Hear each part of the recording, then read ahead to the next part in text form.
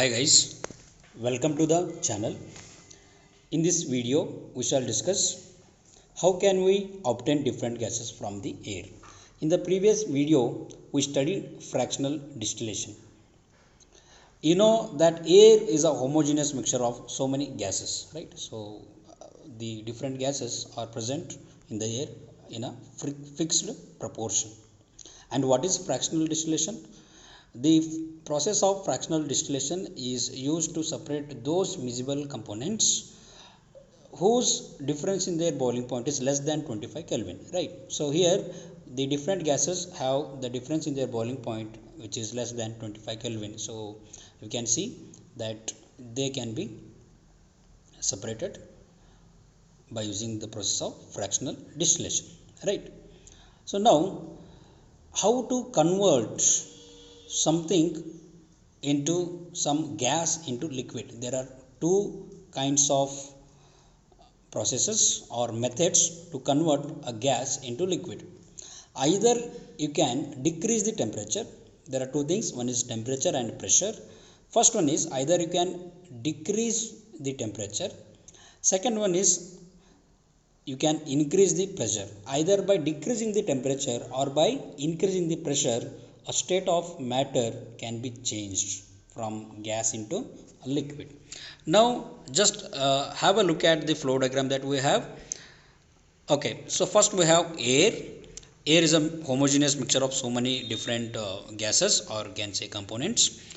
What we are going to do is, first we are going to compress it and cool it by increasing pressure and decreasing temperature. Now what you got is a liquid air. Okay, now air which was in the form of gas is become a liquid. Now we are going to take a fractional distillation column, and in that fractional distillation column we are going to let that liquid air to warm up slowly. In that fractional distillation column you can see that the different gases are going to be separated at different heights. Okay, so thus we can separate different mixtures of gases from the air. Here you can see the difference in their boiling point, mainly oxygen and nitrogen.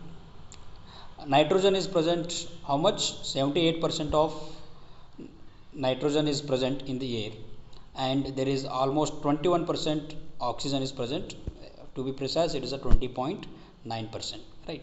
So their boiling point, if you see, oxygen is minus 183 degrees Celsius, and argon is minus 186, and nitrogen is minus 196. If you compare all these, the difference in their boiling point is obviously less than 25. The difference between oxygen and argon is just 3 degrees, and the difference between argon and nitrogen is 10 degrees, and the difference between the oxygen and nitrogen, it is 13 degrees. Okay, so now this is the flow diagram. You can also see, to be more precise, how we are going to get the oxygen from the air. Now please follow through this figure. We have a filter here which is going to separate the filters, which is going to filter all the smoke from the air, so that you are going to let the pure air in, and it is put under high pressure. So when you put it under pressure, it is going to become hot air, and we have a condenser in the next step. This condenser has a pipeline, a spiral pipeline, in which we are going to take cold water, and it is going to leave the water out, whereas this hot air is allowed to go through this container which contains the condenser, right? So you can see in the figure that there is a container and there is a condenser. In the condenser we have a water in and water out, and while this water goes in and out, it makes the surrounding cool, and in that surroundings we have the air. So when it passes through that setup, the air becomes cold. Okay, initially it was hot, now it becomes cold, and also it was compressed. So what you are going to get is a cold compressed air.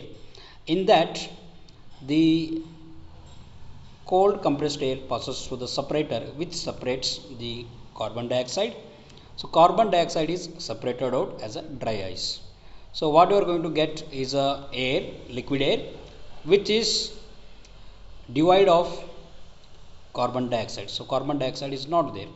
So there are what are remaining, nitrogen is remaining, argon is remaining, and oxygen is remaining. You can see that when this liquid air is let through a fractional distillation column, the nitrogen and argon are collected at different heights, and oxygen is collected at the lowest, and which is connected to a bigger storage container, so that you can collect more and more of a liquid oxygen, right? So this is how we separate different components of air.